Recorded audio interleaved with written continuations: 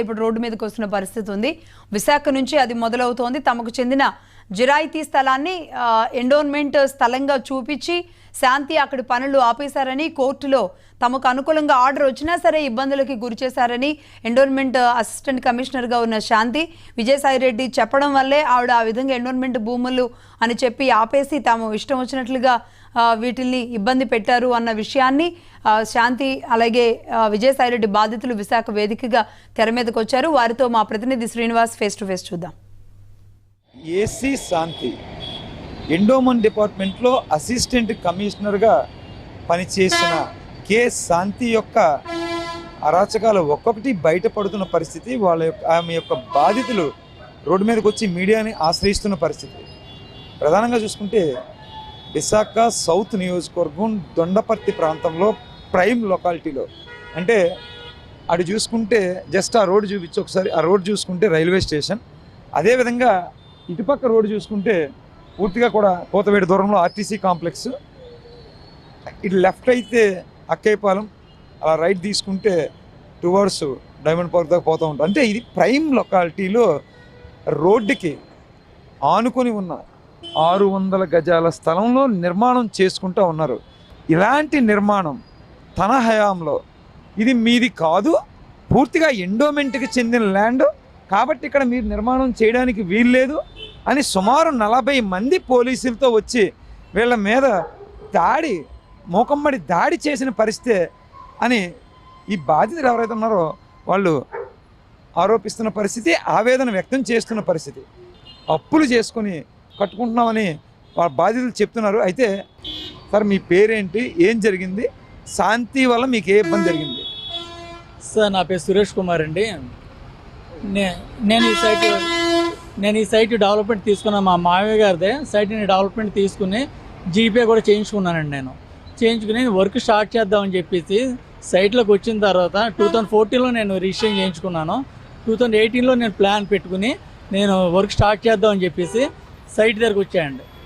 పాత బిల్డింగ్ ఉండేది, దీంట్లో డిమాండ్ చేసి స్టార్ట్ చేద్దాం టైంలోనే ఎండోమెంట్ వాళ్ళు వచ్చి ఇక్కడ ఎటువంటి కట్టడాలు కట్టొద్దని చెప్పేసి ఒక నోటీస్ అంటించి వెళ్ళిపోయారండి. మేము ఎవరు లేమో ఆ టైంలో నోటీస్ అంటించి వెళ్ళిపోతే నేను ఏం చేశానంటే ఆల్రెడీ ఇది అన్ని క్లియరెన్స్ ఉన్నాయి. ఇంతకుముందు కోర్టు ఆర్డర్లు కూడా దీనికి ఫేవర్గానే వచ్చాయి.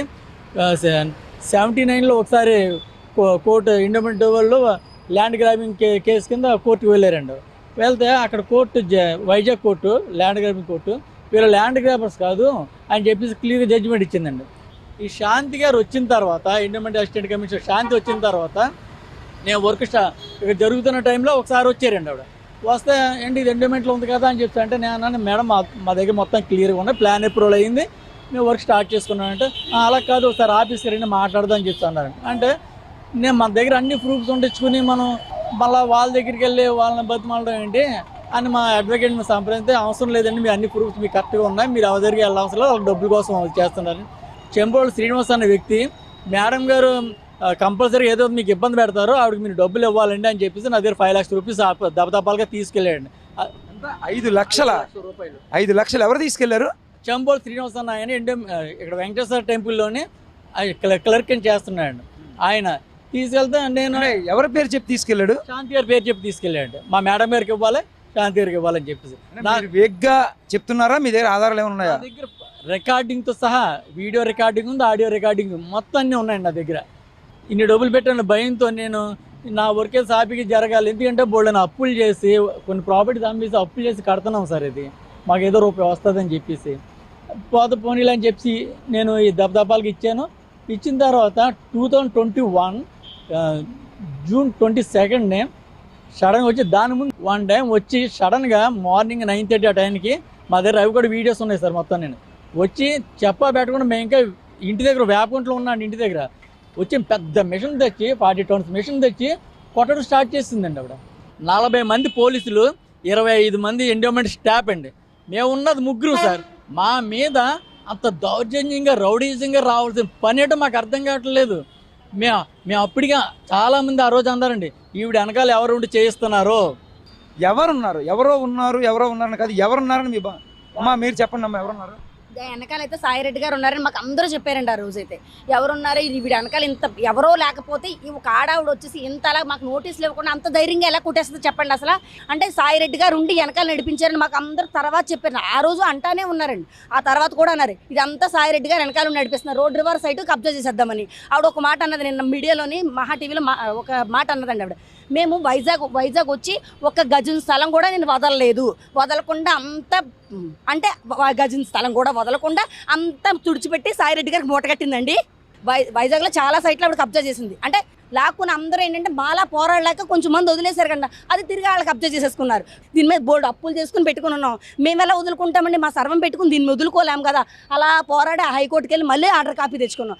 ఇప్పుడు కూడా నిర్మాణాలు జరిగేటప్పుడు అంటే లోపల ఒక 10 అడుగుల లోతుకి వెళ్ళి అక్కడి నుంచి నిర్మాణం చేసుకుని పిల్లర్స్ అన్ని తీసుకురావాలి. అంటే పెట్టుబడి అంతా కూడా కిందే ఉంటుంది మ్యాక్సిమం. ఆ కింద ఉంది ఒక ఫ్లోర్ స్లాబ్ వేశారు, అలాగే పిల్లర్స్ ఉన్నాయి. ఆ పిల్లర్స్ అన్నీ కూడా చింపేయడం, ఇగో ఇదంతా కూడా పెద్ద బుల్డోజర్ పెట్టి తవ్వించేయడం. అంటే ఈ పరిస్థితి అంతా చూస్తే, ఈ సిచ్యువేషన్ అంతా చూస్తే వీళ్ళ యొక్క ఆవేదన క్లియర్గా కనిపిస్తూ ఉంది. రోడ్డు పక్కనున్న ఈ ల్యాండ్ కబ్జా చేసి సాయిరెడ్డి కట్టబెట్టడానికే శాంతి ప్రయత్నం చేసిందని పూర్తిగా ఈ భార్యాభర్తలిద్దరూ, ఈ బాధితులిద్దరూ మీడియాకు తెలియజేస్తున్న పరిస్థితి. ఏదేమైనా దీని మీద ప్రభుత్వాలు, ఇప్పుడు వచ్చిన కూటమి ప్రభుత్వంలో ఉండే పెద్దలు చర్యలు తీసుకొని నిజానిజాలు పరిశీలించి నిజంగా గనక వీళ్ళదే గనక అయితే గనక ఖచ్చితంగా వీళ్ళకి ఇప్పించాలని ఆ బాధితులు మొర పెట్టుకుంటున్న పరిస్థితి అయితే ఉంది. ఇది ప్రస్తుత పరిస్థితి. కెమెరా పర్సన్ రాజారావుతో శ్రీనివాస్, విశాఖ నుంచి.